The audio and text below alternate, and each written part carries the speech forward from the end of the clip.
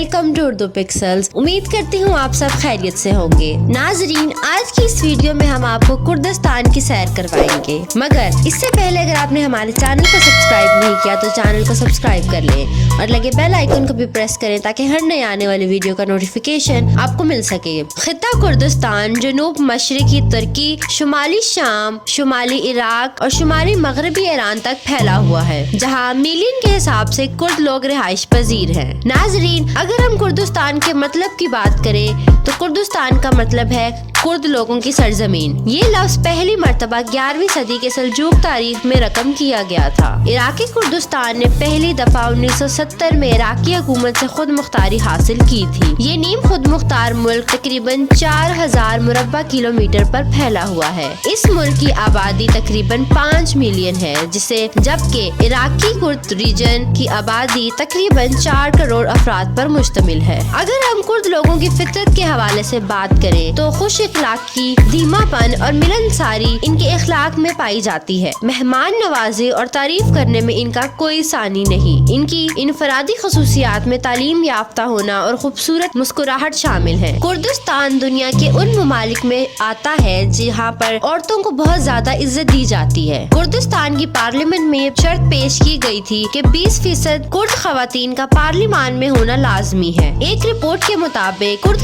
خواتین کو 10 کرد مردوں کے مقابلے میں زیادہ خطرناک ہوتی ہیں. کرد عورتوں کی قابلیت اور انفرادیت یہاں سے بھی ظاہر ہوتی ہے کہ کرد خواتین کو فوج میں خاص ٹریننگ دی جاتی ہے. ان عورتوں کو جہاں ٹریننگ حاصل کرنی ہوتی ہے ان کو طرح ہر قسم کی جنگی ہتھیاروں کی تربیت بھی دی جاتی ہے. اگر کردستان کے موسم کی بات کریں تو کردستان میں گرمیوں میں موسم گرم اور سردیوں میں شدید سرد ہوتا ہے. کرد کے میدانی علاقوں میں سالانہ اوسط بارش تقریباً 200 سے 400 ملی لیٹر کے درمیان میں ہوتی ہے, جبکہ پہاڑی علاقوں میں اوسط بارش تقریباً 400 سے 3000 ملی لیٹر کے درمیان ہوتی ہے. کردستان دنیا کا ایک ایسا پہاڑی علاقہ ہے جہاں پر سرد آب و ہوا کے ساتھ ساتھ سالانہ موزوں مقدار میں بارش ہوتی ہے, جو جنگلات اور جنگلی حیات کے لیے ایک نعمت سے کم نہیں. ترکی اور ایران کی سرحد پر واقع کرد کے پہاڑوں پر بڑی برف ایک خوبصورت منظر پیش کرتی ہے. ایران کی طرح کردستان میں بھی سال کا پہلا دن 21 مارچ کو موسم بہار میں شروع ہوتا ہے, جسے کرد اور ایرانی لوگوں کی طرح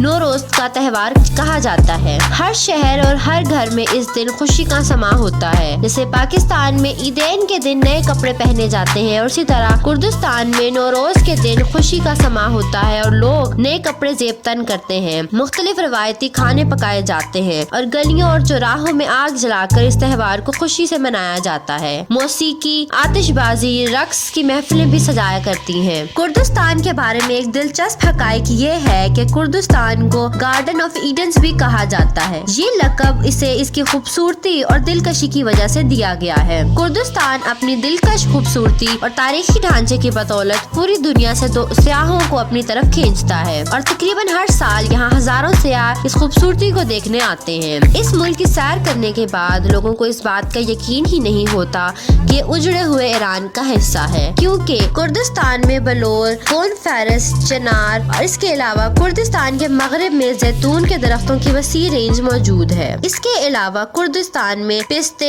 ناشپاتی اور کھجور کے وسیع مقدار میں درخت پائے جاتے ہیں. کردستان میں جنگلی جانور بھی پائے جاتے ہیں, جن میں بھورا ریچھ, جنگلی سور, بھیڑیا, سنہرا گیدڑ, لومڑی, دھارے دار ہرن, فارسی فال ہرن بھی پائے جاتے ہیں. اس خطے کے پرندوں میں نمارکا کبوتر, سارکر فالکن, ریفن گدھ اور واٹر بیٹ شامل ہیں. کردستان کا قومی جانور بکری ہے, جبکہ قومی پرندہ چکور ہے. سرخ گلاب کو کردستان کا قومی پھول ہونے کا اعزاز حاصل ہے. پیشے کے اعتبار سے کردستان کے لوگ کھیتی باڑی اور قالین بافی کے پیشے سے جڑے ہوئے ہیں. مذہبی اعتبار سے ان لوگوں کی 100% آبادی سنی مسلمان ہے. 1923 میں جب عرب ممالک کی حد بندی کی گئی تو کرد لوگ بھی مختلف گروہوں میں تقسیم ہوئے.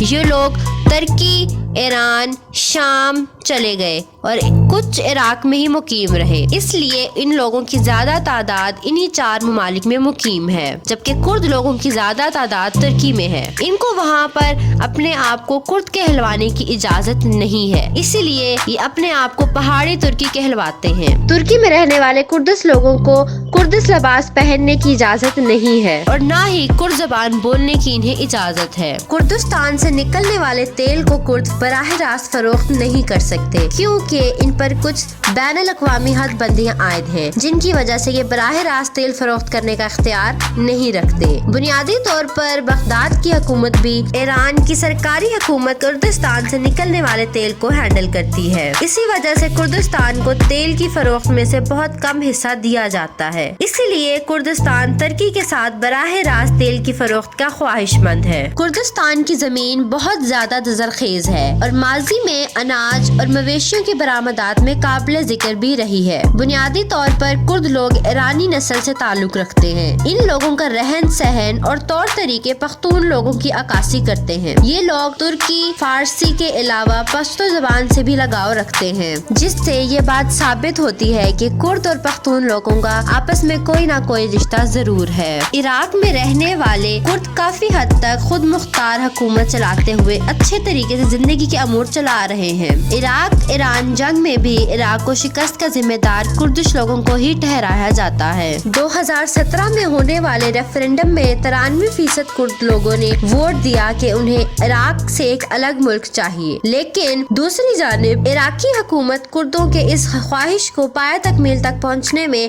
بڑی رکاوٹ بن چکی ہے۔ لیکن کرد لوگوں کا اتفاق اور ترقی اس بات کی پیشن گوئی کرتی ہے کہ آنے والے وقت میں عراق کی سلطنت کے اندر ایک اور نئی ریاست کردستان بن کے ابھرے گی۔ کردستان میں استعمال ہونے والی کرنسی کو عراقی دینار کہا جاتا ہے کیونکہ ابھی تک اس خطے میں عراقی دینار ہی استعمال کیا جاتا ہے اور عراقی دینار پاکستانی 0.14 روپے بنتے ہیں۔ کردستان میں بہت سے معدنی وسائل بھی پائے جاتے ہیں جن میں کوئلہ، تانبا، سونا، چونا پتھر، سنگ مرمر اور لوہا شامل ہے، جبکہ دنیا میں راک گندک کے ذخیرہ اربیل کے جنوب مغرب میں واقع ہے۔ تو ناظرین، یہ تھا کردستان۔ آج کی اس ویڈیو میں ہم نے آپ کو کردستان کی سیر کروائی اور کردستان سے متعلق دلچسپ حقائق سے آپ کو آگاہ کیا۔ تو امید کرتی ہوں آج کی اس ویڈیو نے آپ کو کردستان سے متعلق بہت کچھ بتایا ہوگا۔ تو اس ویڈیو کو لائک کرنا مت بھولیں اور اپنے دوستوں کے ساتھ شیئر کریں اور اس چینل کو سبسکرائب کریں تاکہ ہر نئی آنے والی ویڈیو کا نوٹیفیکیشن